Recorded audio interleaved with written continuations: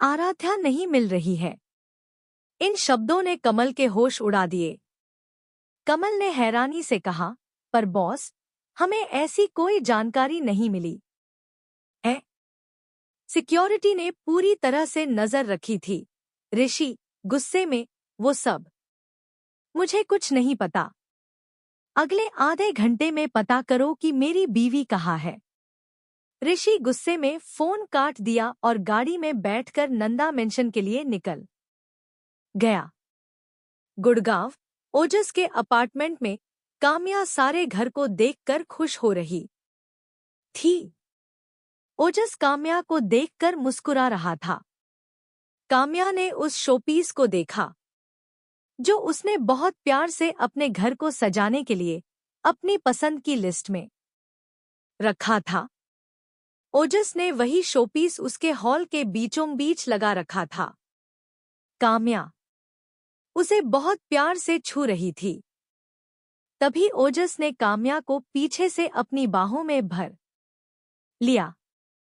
ओजस ने बहुत प्यार से काम्या से कहा, क्या सोच रही हो, यही कि मेरी छोटी छोटी चीजें भी तुम्हें याद थी।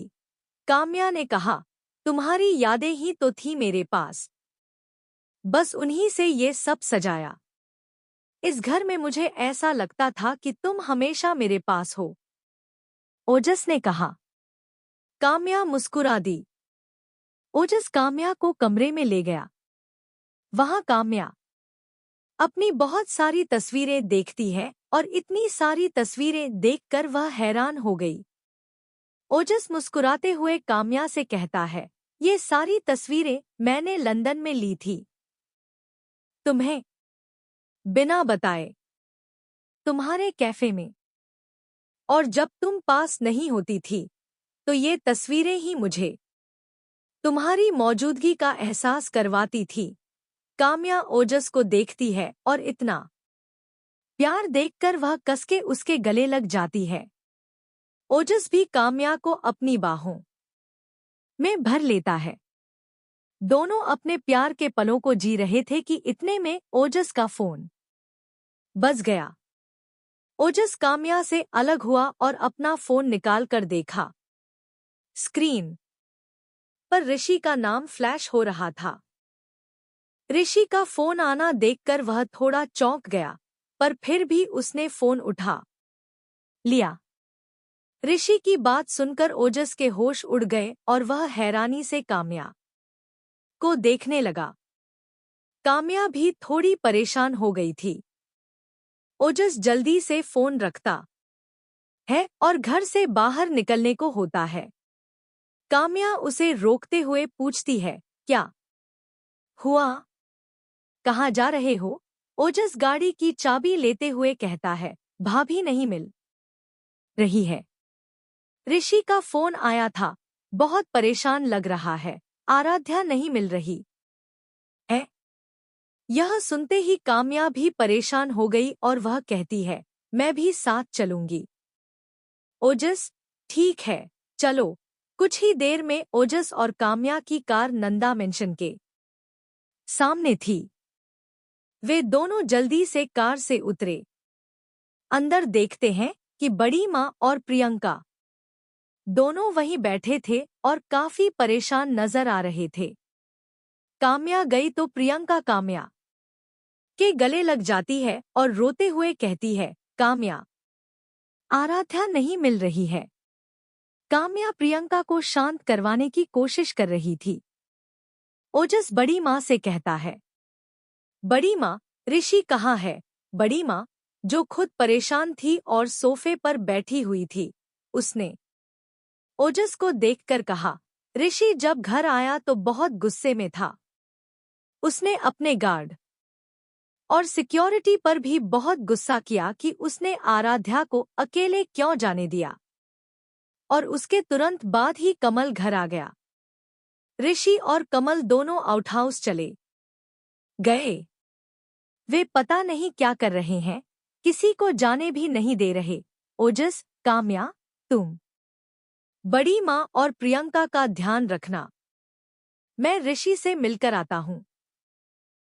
काम्या सिर हिलाती है। ओजस घर से निकलता है और सीधे गार्डन एरिया से होते हुए आउटहाउस चला जाता है। दरवाजे पर पासवर्ड लगा था। उसे पासवर्ड पता था, इसलिए उसने पासवर्ड डालकर अंदर चला गया। अंदर जाते ही उसने दरवाजा बंद कर दिया। सामने देखता है तो एक कंप्यूटर स्क्रीन पर कमल कुछ कर रहा था और ऋषि उसके बगल में बैठा हुआ गुस्से में कंप्यूटर स्क्रीन को घूर रहा था। ओजस उनके पास जाता है और ऋषि के कंधे पर हाथ रखते हुए कहता है, कुछ पता चला? कमल मैडम का फोन 20 किलोमीटर तक ही ट्रैक हो पाया। उसके आगे मैं कोशिश कर रहा हूं।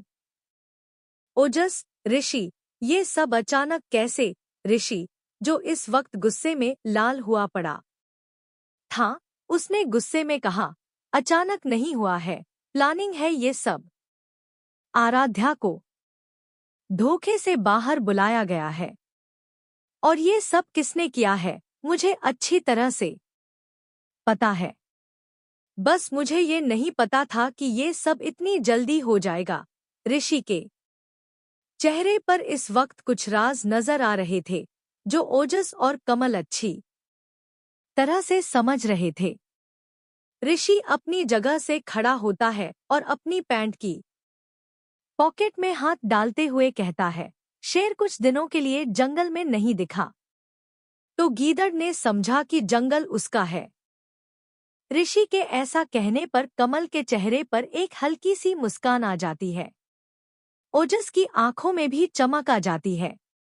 ऋषि दोनों की तरफ पलटता है और कहता है, 5 घंटे हो गए हैं आराध्या खोए। अब इससे ज्यादा सब्र नहीं है मेरे पास। काम पर लग जाओ। दूसरी तरफ दिल्ली से दूर सोनीपत के रास्ते में एक जंगल इलाके में कोई पुराना खंडहर है, पर फिलहाल वहां की सिक्योरिटी देखकर लग रहा है कि वह कोई पुराना खंडहर नहीं बल्कि कोई बेशकीमती महल है। और उसी खंडहर के एक कमरे में आराध्या कुर्सी से बांधी पड़ी थी। उसके हाथ पैर कुर्सी से बांध दिए गए थे। कमरे में इतना अंधेरा था कि किसी को कुछ नजर नहीं आ रहा था। आराध्या ने धीरे धीरे अपनी आंखें खोलीं और आसपास देखने की कोशिश की, पर उसे सिवाय अंधेरे के कुछ नजर नहीं आ रहा था। तभी अचानक से दरवाजा खुलता है और एक तेज रोशनी उसकी आंखों में आती है और उसकी आंखें चमक से बंद हो जाती हैं।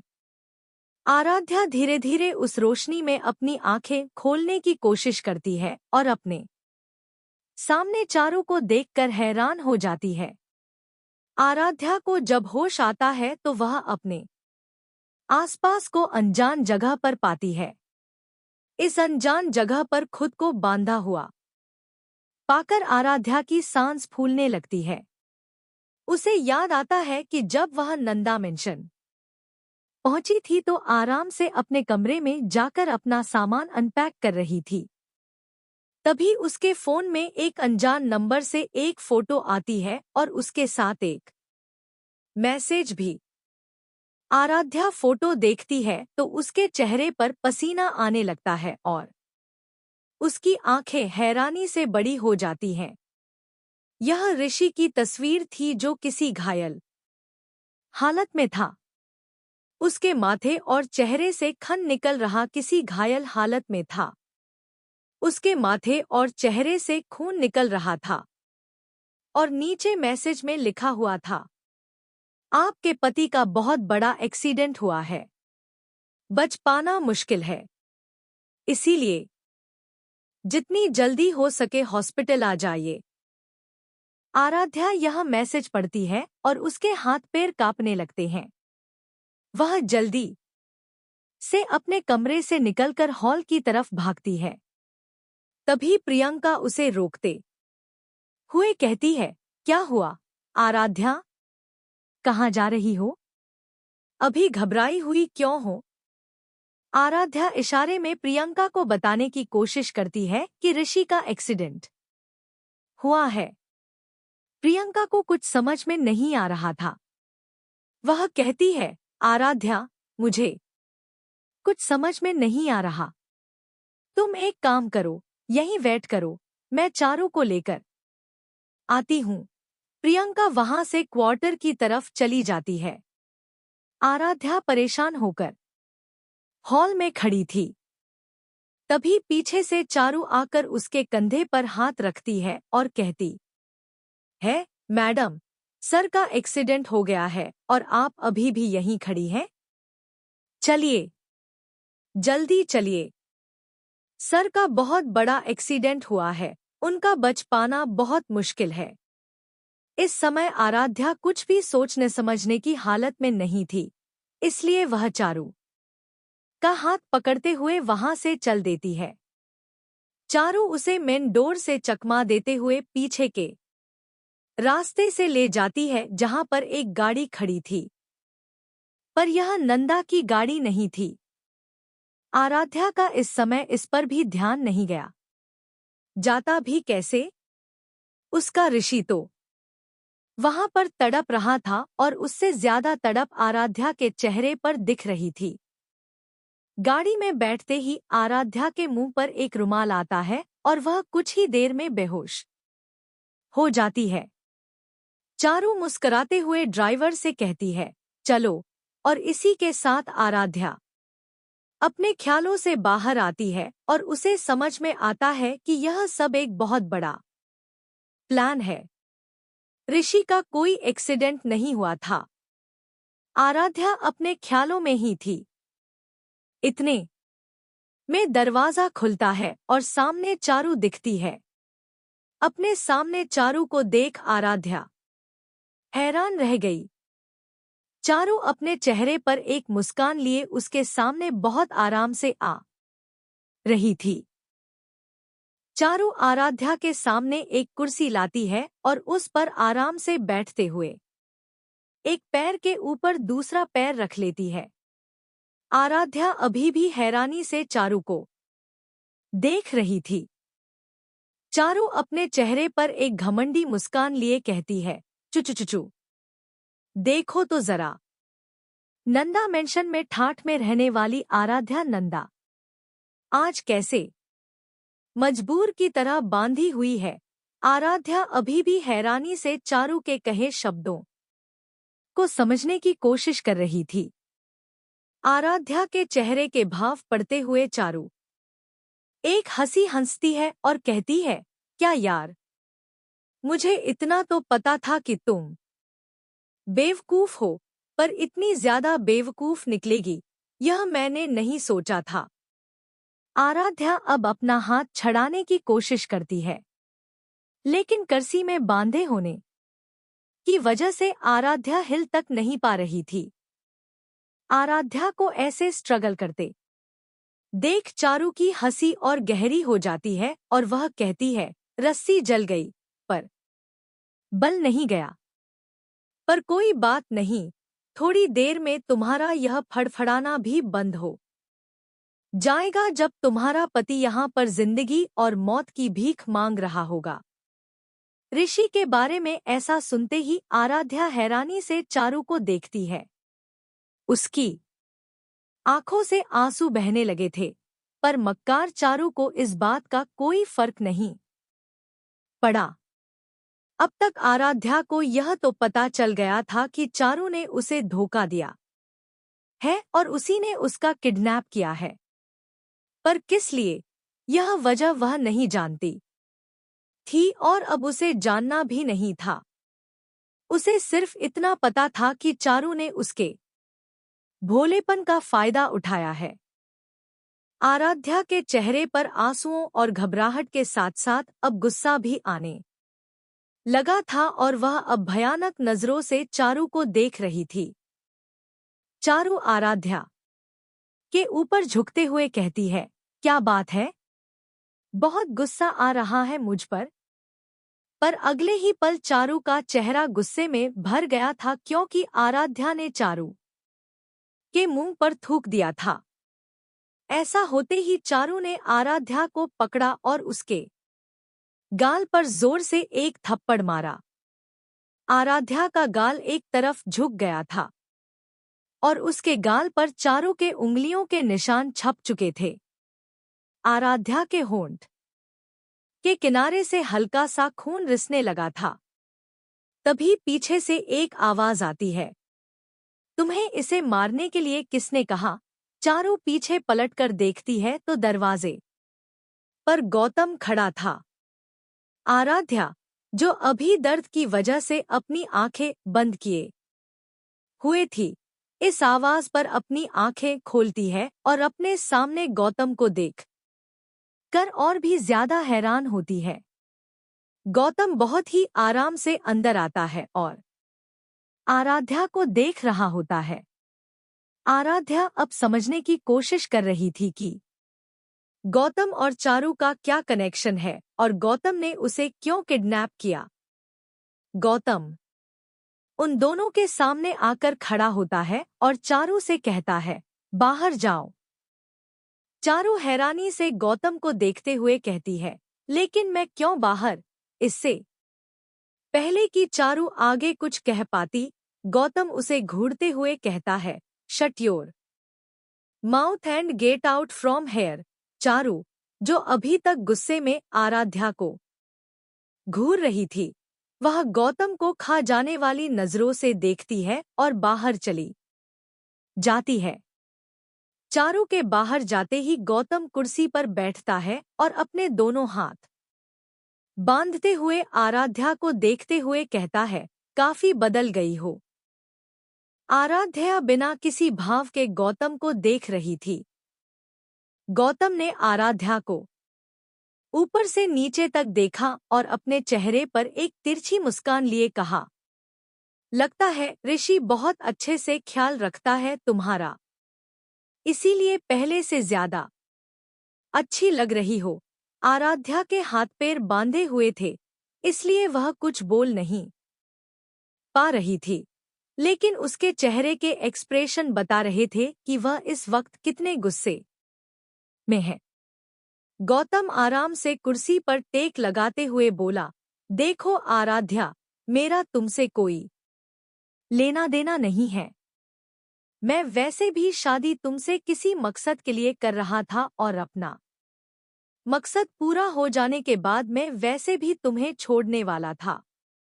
यह तुम्हारी अच्छी किस्मत बोलो या कुछ और कि ऋषि नंदा ने तुमसे शादी कर ली और तुम्हें अपने घर में रानी की तरह रखने लगा, पर तुम्हारे उस पति ने मेरा जीना हराम करके रखा हुआ है। उसने मेरे बिजनेस को लगभग बर्बाद ही कर दिया है और मार्केट में कोई मुझसे हाथ नहीं मिलाना चाहता, क्योंकि सबको पता है कि मेरे बिजनेस को बर्बाद करने में ऋषि नंदा का हाथ है और कोई भी मुझसे हाथ मिलाकर ऋषि नंदा के साथ दुश्मनी मोल नहीं लेना चाहता। और जिस तरीके से तुम्हारे पति ने मुझे बर्बाद किया, मैं बस उसे उसी तरीके से बर्बाद होता हुआ देखना चाहता हूँ। इसीलिए मैंने तुम्हारा किडनैप करवाया। गौतम ने ऋषि को बर्बाद करने के लिए उसे किडनैप किया है। यह जानकर आराध्या को बहुत हैरानी हुई। इतना समय हो गया था, उसने ऋषि के साथ रहते हुए इतनी बातें की थी, उन्होंने अपने रिश्ते को इतने अच्छे से निभाया था, लेकिन फिर भी आज तक ऋषि ने कभी आराध्या को इस बारे में कुछ नहीं बताया। आराध्या को इस बारे में कुछ नहीं पता था, यह उसके चेहरे से पता चल रहा था। तो गौतम ने आगे कहा, मुझे नहीं पता तुम्हें क्या पता है या क्या नहीं। मैं बस इतना चाहता हूं कि ऋषि नंदा मेरा पीछा छोड़ दे, और यह तब हो सकता है जब उसकी कमजोर कड़ी मेरे हाथ में हो, जो कि तुम हो। आराध्या को अच्छे से समझ में आ रहा था कि गौतम क्या कहना चाहता है, पर वह बिना किसी भाव के गौतम को देख रही थी और अपनी आंखों से गुस्सा जाहिर कर रही थी। गौतम ने एक डेविल स्माइल करते हुए आराध्या को देखा और कहा, मिस आराध्या नंदा, मुझे नहीं पता कि तुम अपने घर में कितने आराम से रहती हो। हाँ, तुम्हें यहाँ पर वो सुख सुविधाएं तो नहीं मिलेंगी, पर हाँ, तुम्हें यहाँ थोड़ी तकलीफ जरूर होगी, लेकिन धीरे धीरे आदत हो जाएगी यहीं रहने की। इतना बोलकर गौतम कुर्सी से उठा और डेविल स्माइल करते हुए कमरे से बाहर चला गया। और कुछ ही देर में उस कमरे का दरवाजा फिर से बंद हो गया। नंदा मेंशन के आउटहाउस से ऋषि, ओजस और कमल तीनों बाहर आए। और जैसे ही वे नंदा मेंशन के अंदर जाने वाले थे कि सामने से एक कार अंदर आ रही थी। ऋषि ने उस तरफ देखा तो गाड़ी से रणवीर बाहर निकला। रणवीर को वहां देखकर सब हैरान हुए। रणवीर आगे आते हुए बोला, मिस्टर नंदा, आपकी वाइफ का कुछ पता चला? रणवीर आराध्या के बारे में पूछ रहा है। यह जानकर सबको थोड़ी हैरानी हुई। ऋषि, तुम्हें मेरी वाइफ के बारे में कैसे पता? तभी प्रियंका की आवाज आई, तुम आ गए। मैं कब से वेट कर रही थी। ऋषि और ओजस हैरानी से प्रियंका को देखते हैं। प्रियंका आगे आते हुए ऋषि से बोली, ऋषि, मैंने ही रणवीर को बुलाया है। प्रियंका ने रणवीर को बुलाया है। यह जानकर ऋषि को थोड़ी हैरानी हुई, लेकिन फिर इस वक्त वह आराध्या की टेंशन में था, इसलिए उसने ज्यादा इस चीज पर ध्यान नहीं दिया। रणवीर भी सबके साथ अंदर आया। उसे काम्या हॉल में बड़ी माँ को संभालते हुए दिखी। ऋषि वहां से सीधे अपने कमरे में गया और अपने लॉकर को खोला। उसके लॉकर में 2 गन रखी हुई थी। उसने उन दोनों गन को फुल लोड किया और अपने साथ लेकर नीचे आया।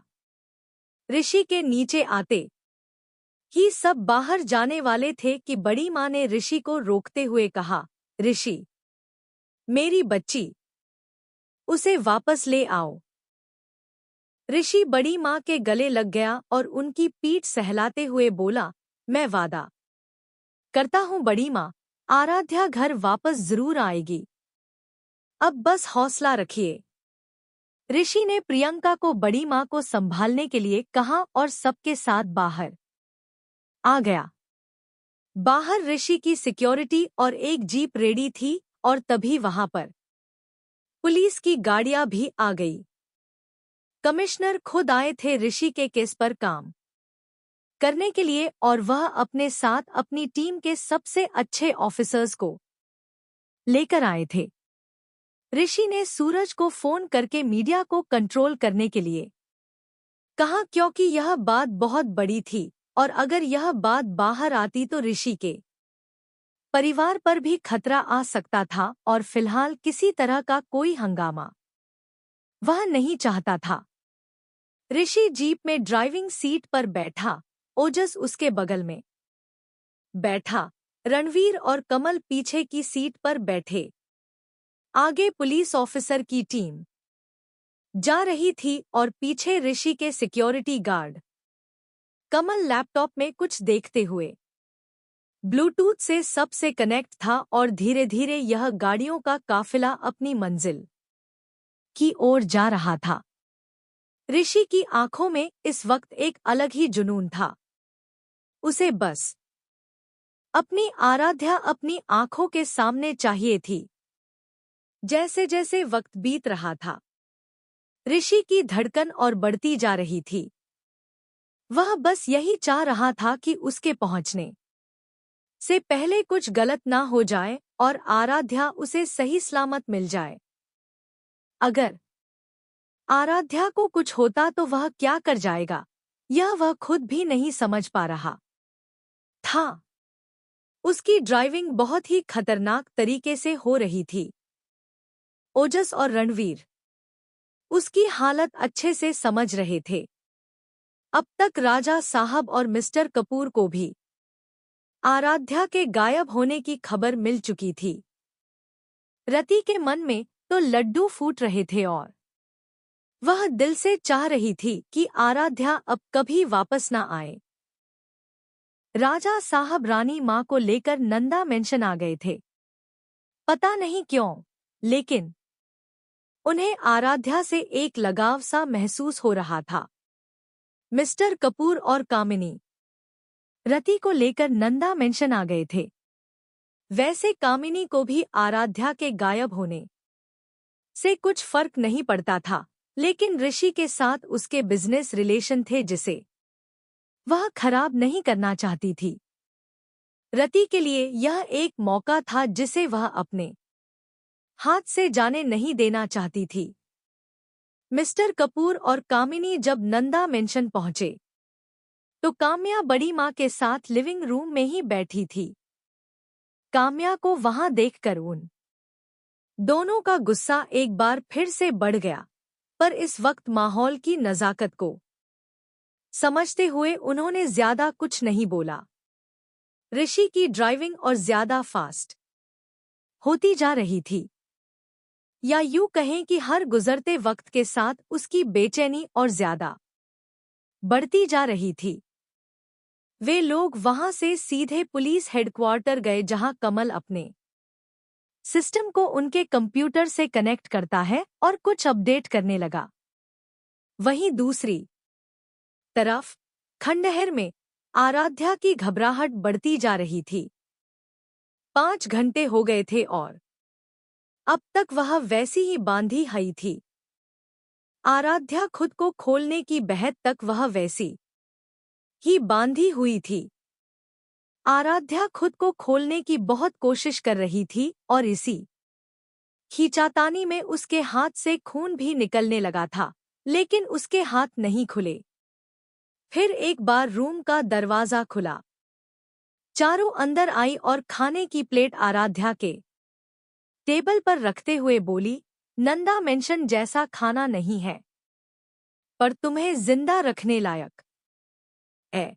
चारू आराध्या के पीछे गई और उसकी रस्सी खोलते हुए बोली, कोई चालाकी करने की कोशिश मत करना आराध्या, वरना तुम्हारे मरने से मुझे कोई फर्क नहीं पड़ता, पर शायद तुम्हारे पति को पड़ेगा। रस्सी खुलते ही आराध्या सबसे पहले अपने दोनों हाथों को आपस में रगड़ती है, जो इतनी देर से रस्सी में बांधे होने की वजह से बहुत ज्यादा दर्द कर रहे थे। चारू ने उसके पैर नहीं खोले थे। आराध्या अभी भी कुर्सी से बांधी हुई थी। चारू ने थाली आराध्या की गोद में रखी और कहा, खाना खा लो, मैं यहीं बैठी हूँ। तुम्हें फिर से बांधने को।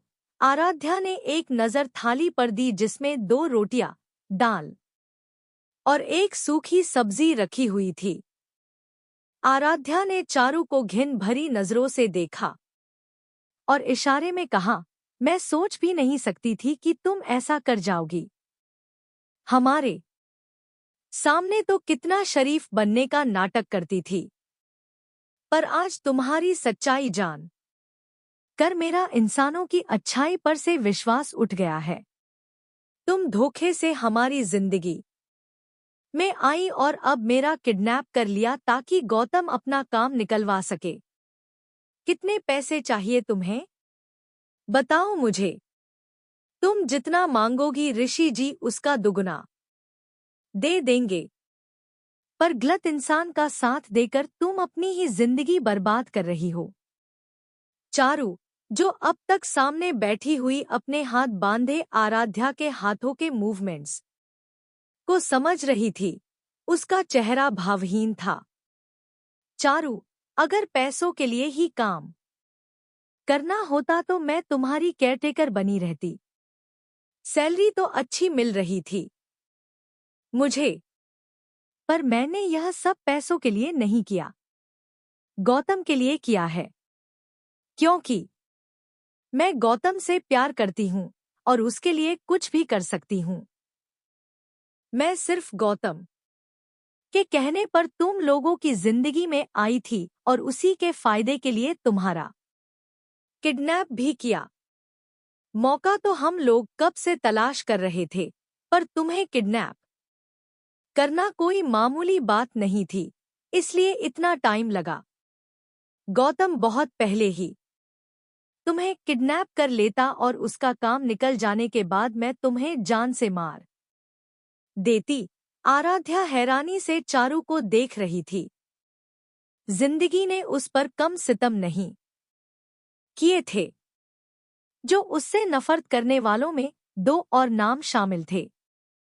गौतम ऋषि से अपना बदला लेने के लिए आराध्या का इस्तेमाल कर रहा था और चारू आराध्या से नफरत के चलते उसे जान से मार देना चाहती थी। आज आराध्या को अपने बेबस होने पर अफसोस हो रहा था। आराध्या ने बहुत ही लाचारी के साथ चारू से इशारे में कहा, देखो चारू, मैं नहीं जानती तुम मुझसे इतनी नफरत क्यों करती हो, पर मैंने तुम्हें हमेशा अपना एक अच्छा दोस्त ही माना है। मैंने कभी तुम्हारे लिए कुछ गलत नहीं सोचा। और गौतम, तुम उस जैसे इंसान से कैसे प्यार कर सकती हो? वह तुम्हारे लिए सही इंसान नहीं है। तुम्हें पता भी है गौतम ने प्रियंका के साथ क्या किया है? उसने प्रियंका को अपने झूठे प्यार के जाल में फंसाया। वह तो प्रियंका की किस्मत अच्छी थी कि वह यहाँ से बच निकली, और उसके बाद वह मुझसे शादी करने वाला था, सिर्फ अपने फायदे के लिए। तुम्हारा भी इस्तेमाल किसी स्वार्थ में ही कर रहा है। अभी भी वक्त है, संभल जाओ। कहीं ऐसा ना हो कि इन सब में बहुत देर हो जाए और तुम्हें संभालने का मौका ही ना मिले। गौतम उसे धोखा दे रहा है। चारू को जब यह बात पता चली तो चारू का चेहरा गुस्से में तमतमा गया। उसने खाने की थाली आराध्या की गोद से लेकर जमीन में फेंक दी और आराध्या के गाल पर एक और थप्पड़ मारते हुए उसके बालों को कसकर पकड़ लिया। आराध्या का पूरा चेहरा दर्द से लाल हो रहा था। चारू ने अपने दांत पीसते हुए कहा, खबरदार जो फिर से ऐसा कहने की गलती की कि गौतम मुझे धोखा दे रहा है। गौतम मुझे धोखा नहीं दे सकता, वह मुझसे प्यार करता है। चारू की इस बात पर आराध्या को हंसी आ गई और वह चारू पर हंसते हुए इशारे में बोली, तुम हम सबके साथ रही हो, थोड़ा बहुत तो जान ही गई होगी हम सब को, प्रियंका को और मुझे भी। तुम्हें कहीं से लगता है कि मैं और प्रियंका एक अच्छे जीवन साथी नहीं बन सकती हैं? आराध्या की बातों को समझते हुए चारू के हाथ ढीले पड़ गए। आराध्या ने आगे इशारे में कहा, गौतम ने अपने स्वार्थ के लिए प्रियंका का इस्तेमाल किया। प्रियंका ने उसे सच्चा प्यार किया था और मुझसे धोखे से शादी करने वाला था। जब हम दोनों का इस्तेमाल गौतम अपने स्वार्थ के लिए कर सकता है, तो तुम्हें लगता है कि वह तुम्हें बिना किसी स्वार्थ के प्यार करता है? आराध्या के ऐसा कहने पर चारू के चेहरे के भाव बदल गए और उसकी आंखों में अब गुस्सा नजर आने लगा। उसने पास में रखी रस्सी फिर से उठाई और आराध्या के हाथों को फिर से कसकर बांध दिया। वह गुस्से में कमरे से बाहर निकली और सीधे उस खंडहर के बाहर बने एक टेंट में चली गई। आराध्या की बातें चारू को चुभ गई थी। वह गौतम के टेंट में गई जहां गौतम उस वक्त आराम से कुर्सी पर बैठा बियर पी रहा था। चारू अचानक गुस्से में गौतम के सामने जाकर खड़ी हो गई और उससे कहा, गौतम, तुम मुझे डबल क्रॉस तो नहीं कर रहे हो? गौतम अपनी एक आईब्रो उठाते हुए बोला, मैं पी रहा हूं, चिढ़ तुम्हें रही है? क्या बकवास कर रही हो? चारू, मैं बकवास नहीं कर रही हूं, बिल्कुल सही कह रही हूं। तुम मुझे डबल क्रॉस करने की कोशिश मत करना गौतम, वरना तुम्हारे लिए बहुत बुरा होगा। क्योंकि ना तो मैं प्रियंका हूँ और ना ही मैं आराध्या हूँ। गौतम अपनी जगह से खड़ा हुआ और थोड़े गुस्से में चारू से बोला, बेवकूफ लड़की, तुम समझ रही हो हम किस सिचुएशन में हैं और तुम्हें इस वक्त ये सब बात करनी है? होश में आओ। चारू, हमने ऋषि नंदा की वाइफ को किडनैप किया है और अभी तक ये बात मीडिया में नहीं आई है। मतलब जानती हो इसका? चारू हैरानी से गौतम को देख रही थी। गौतम ने कहा, मतलब ये है कि ऋषि कुछ बड़ा प्लान कर रहा है। अब तक तो वहां पर सबको खबर हो गई होगी कि आराध्या गायब है और उसके बाद भी ऋषि कोई एक्शन नहीं ले रहा। इस का मतलब ये है कि वो कुछ खतरनाक करने वाला है।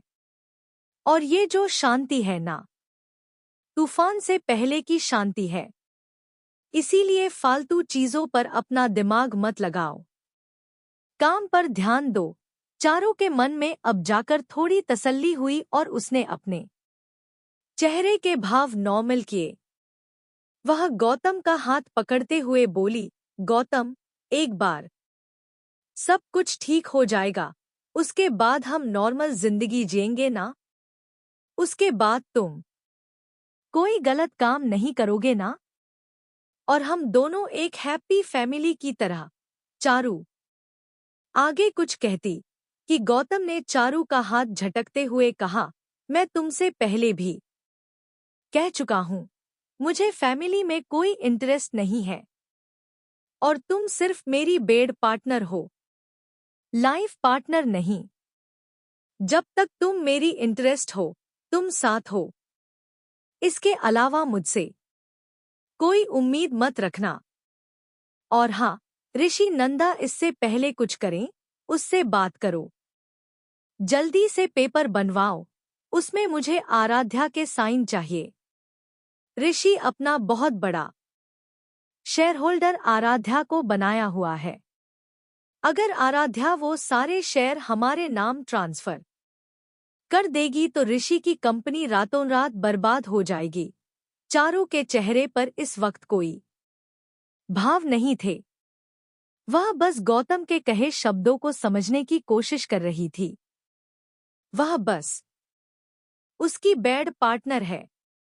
अब जाकर उसे यकीन हुआ कि उसने अपनी जिंदगी की सबसे बड़ी बेवकूफी वाला काम किया है, गौतम से प्यार करके। चारू ने हाँ में अपना सिर हिलाया। गौतम बियर की बोतल लेकर कैंप से बाहर निकल गया। गौतम के बाहर जाते ही चारू का एक हाथ अपने पेट पर चला गया और उसकी आंखें कसकर बंद हो गईं। शाम का वक्त था।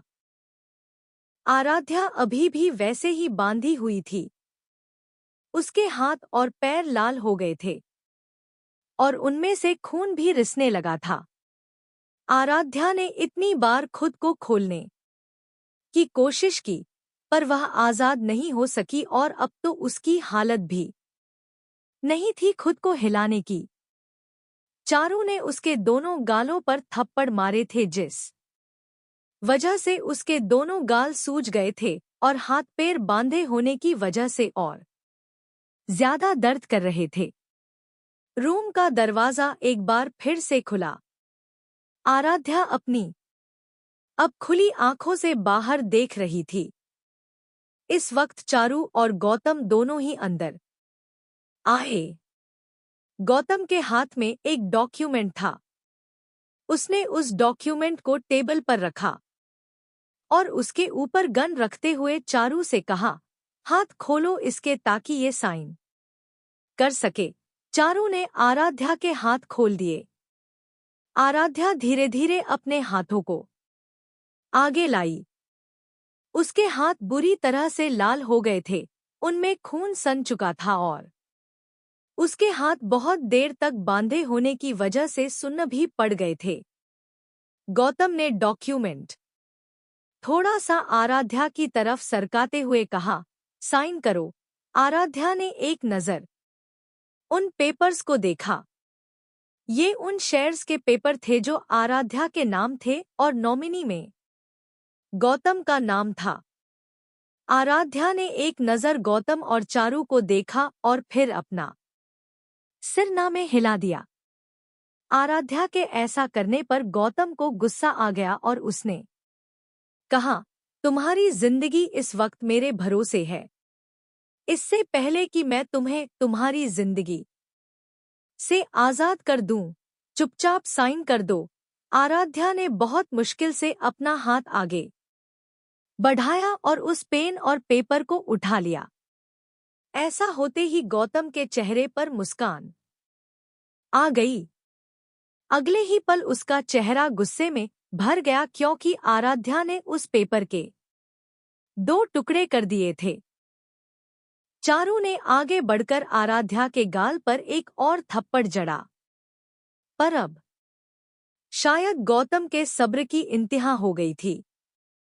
उसने अपने पॉकेट से गन निकाली और आराध्या की तरफ करते हुए कहा, साइन करने के बाद मैं तुम्हें वैसे भी मारने वाला था क्योंकि तुम्हारे उस पति से भी तो बदला लेना था।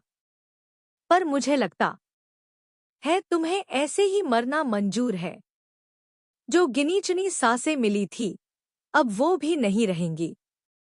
ऐसा कहते हुए गौतम ट्रिगर पर अपना हाथ रखता है और इसी के साथ आराध्या ने अपनी आंखें बंद कर ली और उसके सामने वो सारे पल घूमने लगे जो उसने ऋषि के साथ बिताए थे।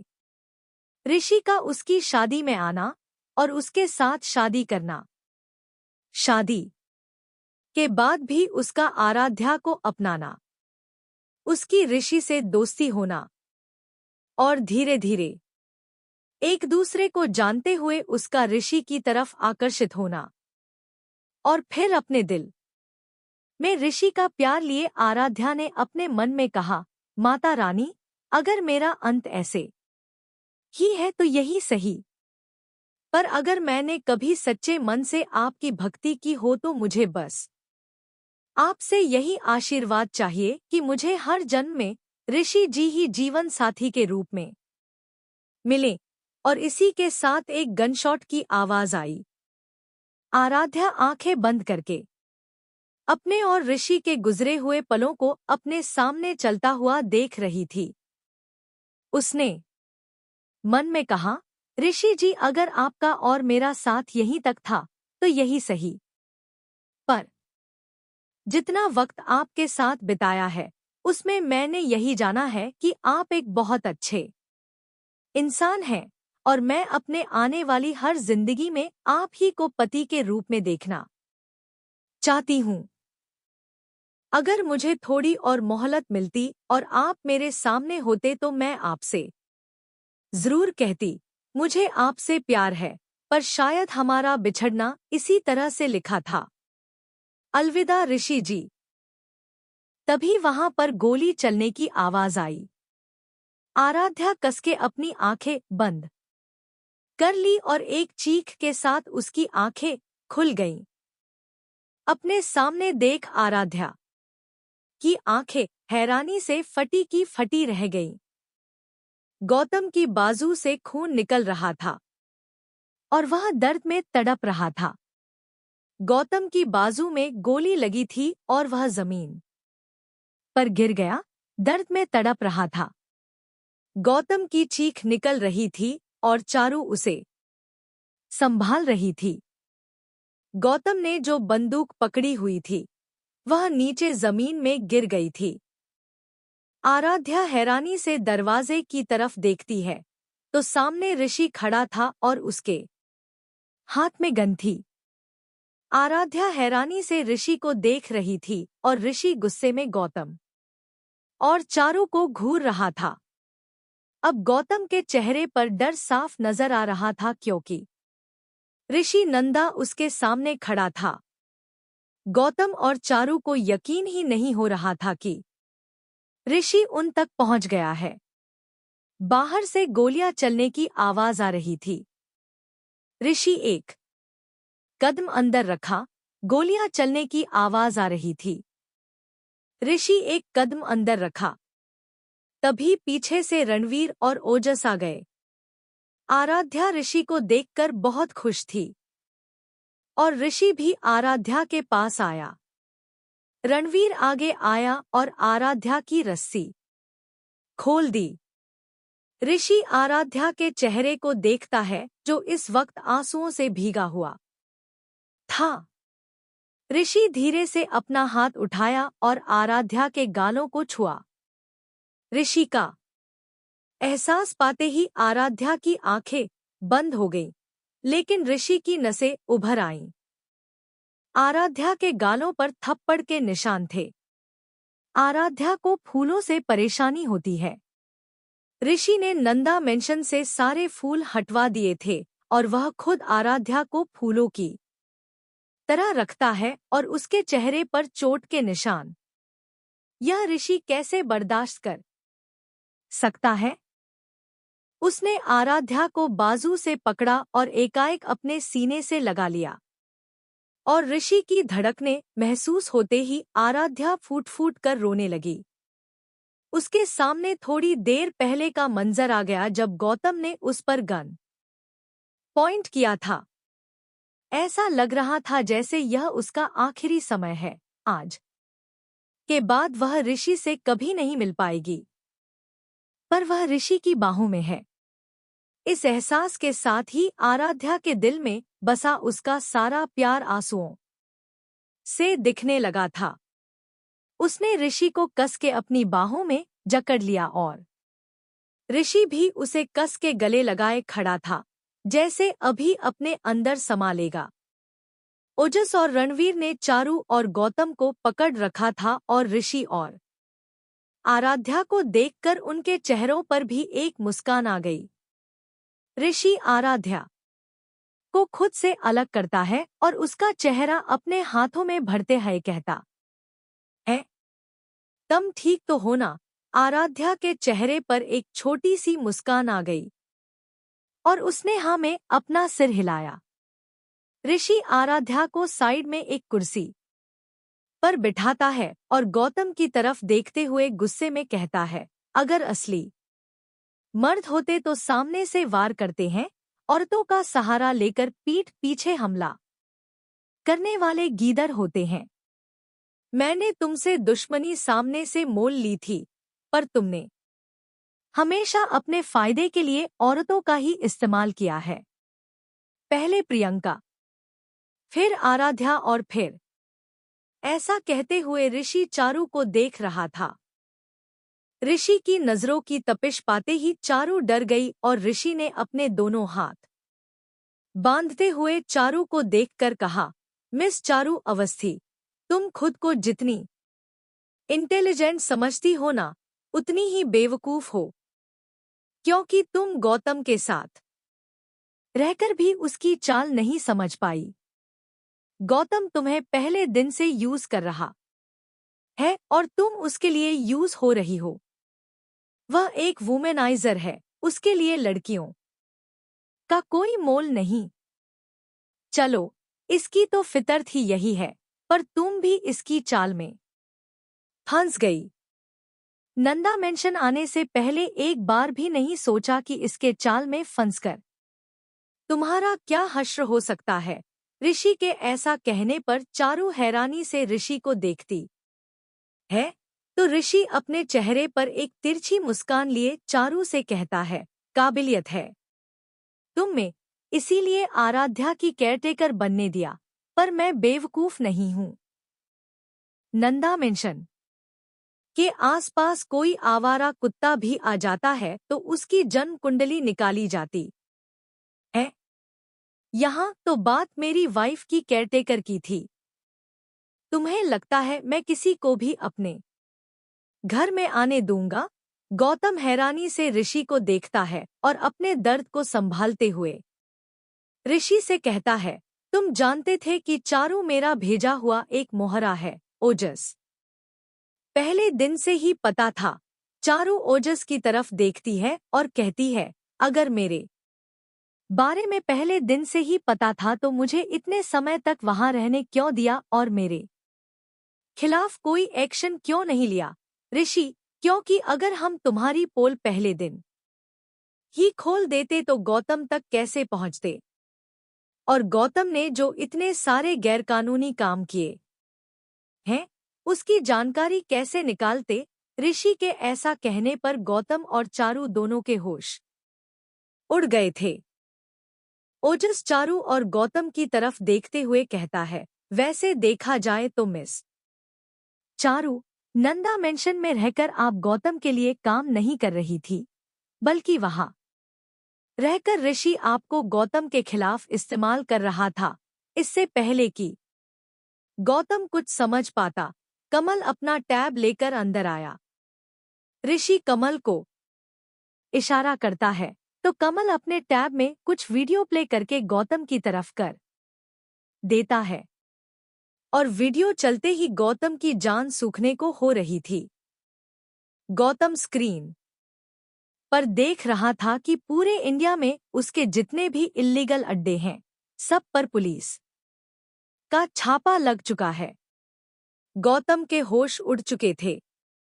अब तक उसके जितने भी इल्लीगल अड्डे थे, सब पर पुलिस ने छापा मार दिया था और गौतम का 2 नंबर का धंधा पूरी तरह से चौपट हो गया था।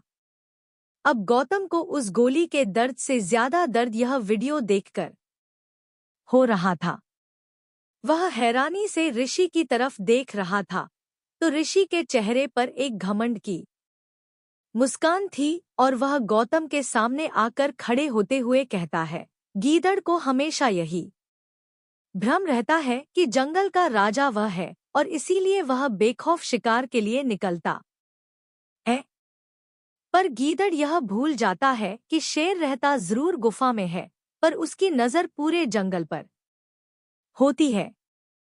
मैं शांत था, कुछ बोल नहीं रहा था और काफी समय से मैंने तुम्हारे खिलाफ कोई एक्शन भी नहीं लिया था, तो तुम्हें लगा कि मैं सब भूल गया हूँ और आराम से हाथ पर हाथ रखे बैठा हूँ। दुनिया मुझे रूड बिजनेसमैन यूं ही नहीं कहती है, क्योंकि मैं डील करने से पहले सामने वाले की हिस्ट्री निकाल लेता हूँ। तुम्हें लगा कि चारू को तुमने मेरे घर में प्लान किया है जिससे तुम मुझ पर और मेरी फैमिली पर नजर रख सको, पर सच तो यह है कि मैंने चारू को अपने घर में प्लान होने दिया ताकि मैं तुम पर नजर रख सकूं। चारू को घर में आते ही उसे जो क्वार्टर दिया गया था उसमें हिडन कैमरा और सेंसर लगे हुए थे और चारू का मोबाइल वह तो पहले दिन से ही ट्रैकिंग पर था।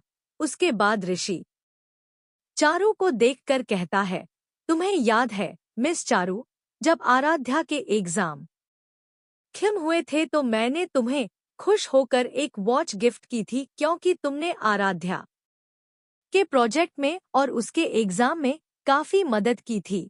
ऋषि के यह कहने पर चारू को याद आता है कि जब उसने आराध्या के एग्जाम में और उसके प्रोजेक्ट बनाने में मदद की थी तो उसके बाद ऋषि ने चारू को एक वॉच इनाम के रूप में दी थी। चारू अपना हाथ उठाकर देखती है तो उसके हाथ में वही घड़ी थी जो उसे ऋषि ने दी थी। चारू सारी बात समझ जाती है, पर फिर भी ऋषि उसे तिरछी मुस्कान लिए देखकर कहता है, कुछ कहने की जरूरत है या समझ गए कि इस वॉच में सेंसर लगा हुआ था और इसी के जरिए हम यहाँ तक पहुँचे हैं। गौतम अपने दर्द को संभालते हुए गुस्से में ऋषि को देखता है और कहता है, अगर तुम्हें सब कुछ पहले से ही पता था तो तुमने कोई एक्शन क्यों नहीं लिया। इस पर ओजस आगे आता है और कहता है, क्योंकि हमारा मकसद सिर्फ तुम्हें बर्बाद करना नहीं था, बल्कि तुम्हें जड़ से तबाह करना था। तुमने प्रियंका के साथ प्यार का झूठा नाटक किया। तुम्हारी वजह से प्रियंका का इतना बड़ा एक्सीडेंट हो गया कि वह 6 महीने तक कोमा में पड़ी रही। ऋषि ने तो सोच लिया था तुम्हारे बिजनेस को बर्बाद करके तुम्हें सड़क पर ला देगा, पर जब हमने छानबीन की तब हमें पता चला कि तुम तो अंडरवर्ल्ड से जुड़े हुए हो और तुम धीरे धीरे हमारे देश को अंदर से खोखला कर रहे हो। अब ऋषि का मकसद सिर्फ तुम्हें बर्बाद करना नहीं, बल्कि तुम्हारे गलत धंधे को भी बंद करना था, जिसकी वजह से हमारे देश के युवा भटक रहे हैं। और इसका पहला पांसा हमने फेंका था जयपुर में। ओजस के ऐसा बोलने पर गौतम हैरान होकर उसे देख रहा होता है। तो ओजस आगे कहता है, जयपुर में तुम्हारा सबसे बड़ा ड्रग डीलर रहता है ना? वहीं से वह पूरे इंडिया में ड्रग सप्लाई करने का काम करता है। अपने किसी पर्सनल स्ट्रेस के चलते मैंने भी कभी ड्रग का सहारा लिया था, पर जब ऋषि ने मुझे मना किया तो उसके बाद मैंने कभी ड्रग नहीं लिए। अपनी दोस्ती से बढ़कर मेरे लिए कोई नशा नहीं है। पर जब मुझे तुम्हारे जयपुर वाले डीलर के बारे में पता चला तो मैं यहाँ से सीधे जयपुर गया और वहां पर मैंने डबल रेट पर ड्रग्स मंगवाए। ड्रग मिलने के बाद मैंने तुम्हारे उस आदमी के पीछे अपने आदमी लगा दिए। ओजस कपूर उनमें से नहीं है जो एक बार अपने दोस्त से किया वादा तोड़ दे। जब तक मैं और ऋषि राजस्थान में थे, हमने तुम्हारे उस आदमी को ट्रेस किया और उसके बाद उसे अपनी हिरासत में ले लिया। बहुत मेहनत लगी उसके मुंह से सच उगलवाने में, और अब वह सरकारी गवाह बन गया है। उसी ने हमें तुम्हारे सारे अड्डों के पते बताए हैं, और उसने हमें यह भी बताया कि तुम्हारा माल कोलकाता में शिप के जरिए आता है। इसलिए कमल कोलकाता गया और वहां की पुलिस के साथ मिलकर तुम्हारे उस शिप के कंटेनर को इंडिया में आने से रोका, और जो कंटेनर तुम्हारे पहले से ही इंडिया में थे उन्हें जब्त कर लिया। गौतम हैरानी से उन लोगों की बातें सुन रहा था। मतलब ऋषि ने कभी भी उसका पीछा नहीं छोड़ा था, बल्कि वह उसे अंदर से बर्बाद कर रहा था। गौतम को इतना तो यकीन हो गया था कि अब उसका यहाँ से निकलना मुश्किल है, और उस का 2 नंबर का धंधा भी पूरी तरह से बर्बाद हो चुका है। अगर वह किसी तरीके से यहाँ से निकल भी जाएगा तो भी जेपी उसे जिंदा नहीं छोड़ेगा। गौतम ऋषि को घूर कर देखता है और कहता है, तुम बहुत बड़ी गलती कर रहे हो ऋषि। मैं तुम्हें सावधान कर देता हूँ। तुमने मेरा जो भी माल पकड़ा है उसे तुरंत छोड़ दो, क्योंकि इस इल्लीगल वर्क का मैं सिर्फ एक प्यादा हूं, पर जेपी इन सब का बाप है। ऋषि अपने एरोगेंट स्टाइल में आगे आता है और गौतम के सामने खड़े होते हुए उसकी आंखों में आंखें डालकर गुस्से में घूरते हुए कहता है, तो आप उस बाप से बोलना कि ऋषि नंदा उसका बाप है। तभी रूम का दरवाजा खुलता है और कमिश्नर अंदर आते हैं, और उनके साथ 2 पुलिस ऑफिसर भी। एक ऑफिसर कहता है, मिस्टर नंदा, यहाँ पर जितने भी लोग मौजूद थे हमने उन्हें हिरासत में ले लिया है। पुलिस ऑफिसर ऋषि से कुछ कह रहा था कि इतने में पीछे का दरवाजा खुलता है और वहां से कुछ लोग और अंदर आ जाते हैं। उन सबके हाथों में गन थी। उन लोगों ने आते ही ऋषि और बाकियों पर गन पॉइंट कर दी, पर इससे पहले कि वे कुछ बोल या कुछ कर पाते, ओजस, रणवीर और पुलिस ऑफिसर हरकत में आ गए। उन्होंने पलक झपकते ही उन लोगों पर हमला बोल दिया। एक आदमी जो ऋषि पर हमला करने वाला था, ऋषि ने उस की बाह मरोड़कर उसकी पीठ पर जोरदार मार दिया। एक जोरदार आवाज के साथ उसकी बत्तीसी टूट गई। गौतम के आदमियों और ऋषि के बीच जमकर हाथापाई हुई, लेकिन पुलिस वाले, रणवीर, ओजस, कमल और ऋषि सब उन सब पर भारी पड़ रहे थे। कमिश्नर ने गौतम को पकड़ रखा था। पुलिस वालों ने एक एक करके सारे आदमियों को ढेर कर दिया। तभी वहां गाड़ी चलने की आवाज आई। सब हैरानी से एक दूसरे को देख रहे थे। तभी ओजस चिल्लाते हुए बोला, ऋषि, भाभी। सबका ध्यान खिड़की से बाहर की ओर गया जहां आराध्या को चारू ने जबरदस्ती गाड़ी में बंद कर दिया था और जल्दी से गाड़ी स्टार्ट करके वहां से निकल गई थी। ऋषि जल्दी से वहां से निकला और गाड़ी में बैठ गया। उसके साथ ओजस और रणवीर भी बैठ गए। कमल ने कमिश्नर को गौतम को गिरफ्तार करने के लिए कहा। कमल कुछ पुलिस अधिकारियों के साथ ऋषि के पीछे निकल गया। चारू गाड़ी बहुत तेजी से भगा रही थी और आराध्या खुद को उसकी पकड़ से आजाद करने की कोशिश कर रही थी। खंडहर में हुए मुठभेड़ में मौका पाते ही चारू आराध्या को घसीटते हुए अपनी गाड़ी तक ले आई थी। यह आखिरी मौका था उसका यहां से बाहर निकलने का, जिसे वो खोना नहीं चाहती थी। ऋषि गाड़ी चला रहा था। वह एक मिनट के लिए भी अपनी नजर चारू की गाड़ी से नहीं हटा रहा था। ओजस ने मौका पाते ही चारू की गाड़ी के टायर पर फायर किया और उसकी गाड़ी लड़खड़ाते हुए एक जगह रुक गई। चारू जल्दी से गाड़ी से बाहर निकली और अपने एक हाथ में गन लेकर दरवाजा खोला और आराध्या को घसीटते हुए बाहर निकाली। आराध्या खुद को छुड़ाने की कोशिश करती रही, लेकिन चारू ने उसे बहुत कस के पकड़ा हुआ था। गौतम के आदमियों और ऋषि के बीच जमकर हाथापाई हुई, लेकिन पुलिस वाले रणवीर, ओजस, कमल और ऋषि सब उन सब पर भारी पड़ रहे थे। कमिश्नर ने गौतम को पकड़ रखा था। पुलिस वालों ने एक एक करके सारे आदमियों को ढेर कर दिया। तभी वहां गाड़ी चलने की आवाज आई। सब हैरानी से एक दूसरे को देख रहे थे। तभी ओजस चिल्लाते हुए बोला, ऋषि, भाभी।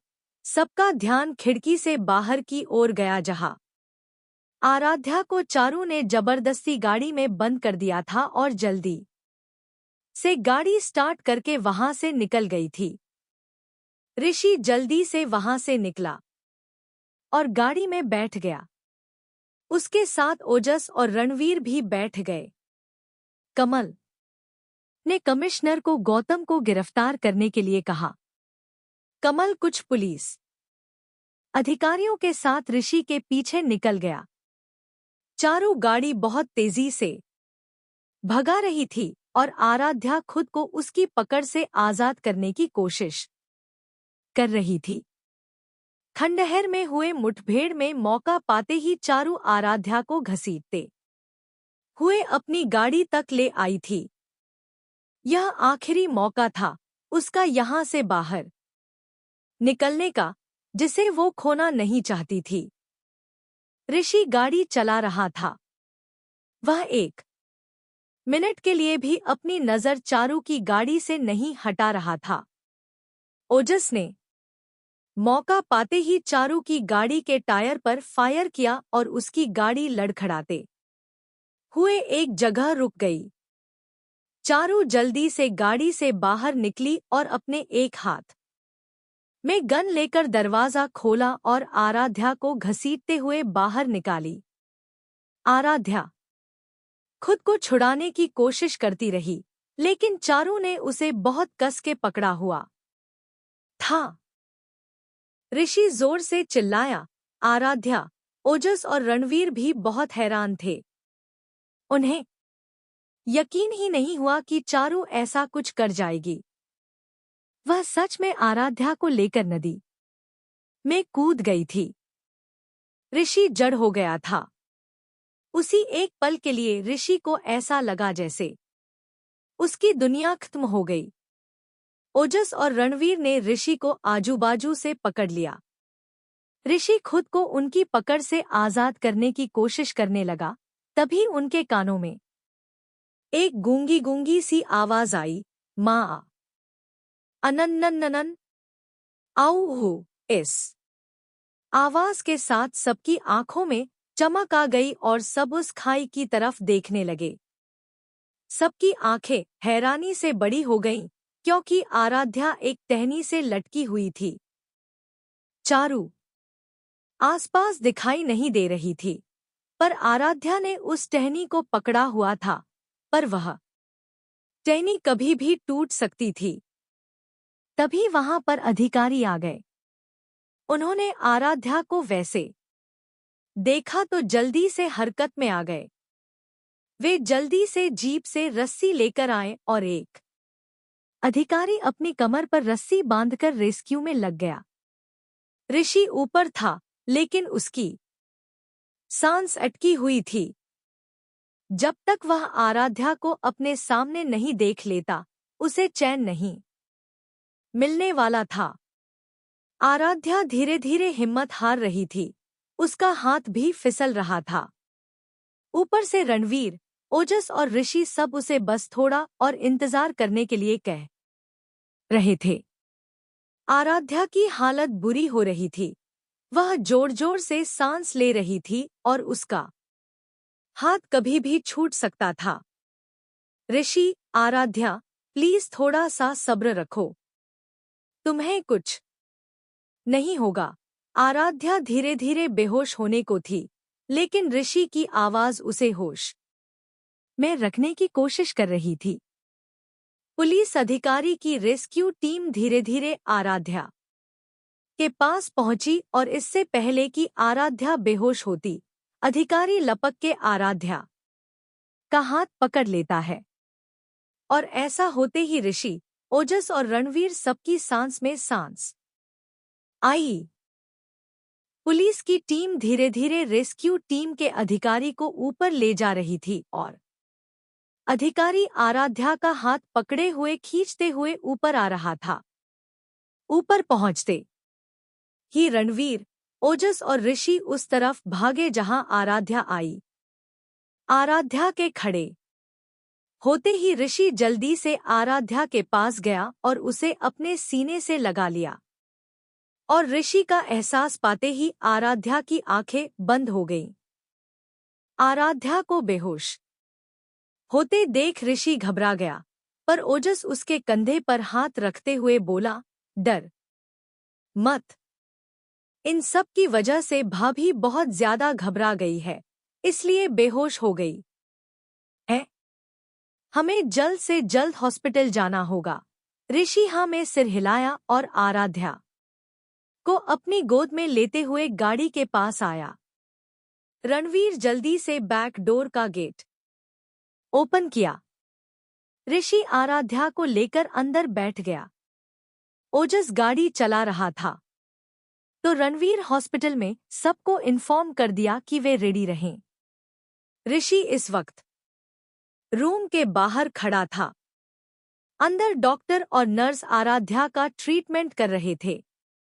नंदा मेंशन में सबको इन्फॉर्म कर दिया गया था कि आराध्या मिल गई और सभी आराध्या से मिलने हॉस्पिटल आ गए थे। ऋषि ने आराध्या के लिए पूरा फ्लोर ही खाली करवा दिया था और इस फ्लोर पर सिर्फ आराध्या एक पेशेंट थी। सबका ध्यान उस दरवाजे पर था जिसके अंदर आराध्या का ट्रीटमेंट चल रहा था। बड़ी माँ बहुत बेचैन थी और उतनी ही बेचैन रानी माँ और राजा साहब भी थे। मिस्टर कपूर और कामिनी एक तरफ खड़े थे, लेकिन रति का तो जैसे खून जल रहा था। वह गुस्से में दरवाजे की तरफ देख रही थी और अपने मन में कहती रही, तुम्हें बचना नहीं चाहिए था, मर जाती तो ज्यादा अच्छा होता। पता नहीं क्यों ऋषि तुम्हारे पीछे दीवाना हुआ फिर रहा है, पर कोई बात नहीं, मैं जल्दी उसके सर से तुम्हारा भूत उतार दूंगी और फिर ऋषि मुझसे भी इतना ही प्यार करेगा। तभी कोई उसे जोर से हिलाता है। रति अपने ख्यालों से बाहर आई तो देखती है काम्या उसके पास खड़ी है और कह रही है, क्या बात है रति, क्या सोच रही हो? मैं कितनी देर से तुम्हें आवाज दे रही हूँ, लेकिन तुम सुन ही नहीं रही हो। रति अपने चेहरे के भाव बदलते हुए काम्या से बोली, वो भाभी, पिछले कुछ घंटों में जब आराध्या नहीं मिल रही थी, सब इतने परेशान हो गए। मुझे भी कुछ अच्छा नहीं लग रहा था। और अब जब अंदर उसका इलाज चल रहा है तो मन बेहद बेचैन हो रहा है। कहीं कुछ हो तो नहीं जाएगा। ओजस रति के पास आया और उसे कंधे से पकड़ते हुए बोला, कुछ नहीं होगा भाभी को, और तुम ज्यादा परेशान मत हो। मॉम डैड को लेकर घर जाओ, हम सब हैं ना यहाँ पर। रतिया, लेकिन भाई, ऋषि कितना परेशान है। मैं इस वक्त ऋषि के पास, मेरा मतलब है, मैं इस वक्त आप सबके साथ रहना चाहती हूँ। ओजस, ऋषि तो परेशान होगा ही, उसकी बीवी इतने बड़े हादसे से गुजरी है, और तुम यहाँ रुककर क्या करोगी। भाभी को अभी होश नहीं आया। देखो तो हॉस्पिटल में इतने सारे लोगों का होना भी ठीक नहीं है, इसीलिए तुम मॉम डैड को लेकर घर जाओ। जैसे ही आराध्या को होश आएगा, मैं फोन कर लूंगा। रति चिढ़ते हुए गेट को देखती है और अपने मन में कहती है, मैं तो कहती हूँ ये लड़की कभी होश में ही ना आए और ऋषि की परेशानी मैं ही दूर कर दूंगी। उसे इतना प्यार दूंगी कि वो तुम्हें किसी भी कीमत पर याद भी नहीं करेगा। कामिनी रति के पास आई और उसका हाथ ओजस के हाथ से छुड़ाते हुए खींचते हुए अपने पास लाकर रति को देखकर बोली, चलो घर चलते हैं, जहां वैसे भी बहुत सारे लोग हैं और आराध्या ठीक है। जब उसे होश आएगा हम तब मिलने आएंगे उससे। ओजस लाचारी से उस तरफ देखता है, लेकिन कामिनी उसे नहीं देखती और रति को लेकर वहां से चली जाती है। मिस्टर कपूर भी एक नज़र काम्या को देखते हैं और बिना कुछ कहे वहां से चले जाते हैं। राजा साहब का मन बेचैन हो रहा था। रानी माँ ने उसके कंधे पर हाथ रखा और कहा, बाबा सा, आपका बीपी बढ़ जाएगा, इतना परेशान मत होइए। राजा साहब बेचैनी से इधर-उधर देखते हुए कहते हैं, पता नहीं क्यों विद्या, हम उस लड़की के लिए इतना परेशान हो रहे हैं, जबकि उसे तो हम जानते भी नहीं हैं। फिर उसके लिए यह अजीब सी फीलिंग क्यों है हमारे मन में। रानी माँ, बाबा सा, आराध्या है ही इतनी प्यारी, कोई भी उससे मिलकर उसकी आभा से प्रभावित ही होगा। मुझे भी वह अपनी सी लगी, पर आप परेशान मत होइए। देखिए, ऋषि भी आराध्या के लिए कितना परेशान हो रहा है और जिसको इतना प्यार करने वाला पति मिला है, आपको क्या लगता है उसे कुछ हो सकता है क्या। राजा साहब रानी माँ को देखकर हल्की सी मुस्कान के साथ हाँ में सिर हिलाते हैं। बड़ी माँ कुर्सी पर सिर पकड़कर बैठी थी। उनके एक तरफ नीलम आंटी बैठी थी और दूसरी तरफ प्रियंका। प्रियंका ने बड़ी माँ का हाथ पकड़ते हुए कहा, मम्मा, अगर आप ऐसे परेशान होंगी तो ऋषि को और मुझे कौन संभालेगा। बड़ी माँ अपने आंसू साफ करते हुए बोली, पता नहीं ऊपर वाले ने और कितना दुख लिखा है मेरी बच्ची के जीवन में। पता नहीं उस मासूम की जिंदगी से संघर्ष खत्म होगा भी या नहीं। ऋषि बड़ी माँ के पैरों के पास घुटनों के बल बैठ गया और उनका हाथ अपने हाथों में लेते हुए बोला, बड़ी माँ, आप, प्रियंका, आराध्या, आप सब मेरी ताकत हैं। मैं आप सब हूँ, और आप में से एक भी मुझसे दूर गया ना तो मेरा कोई वजूद नहीं है।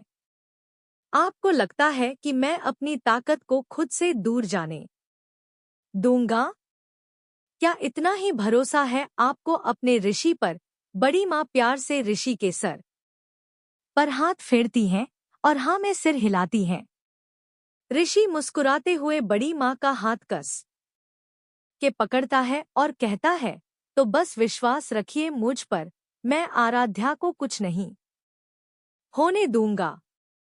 अगर यहाँ उसका ट्रीटमेंट सही से नहीं हुआ तो मैं उसके लिए वर्ल्ड के बेस्ट डॉक्टर बुलाऊंगा, पर आराध्या को सही सलामत आपके सामने लाकर खड़ा कर दूंगा।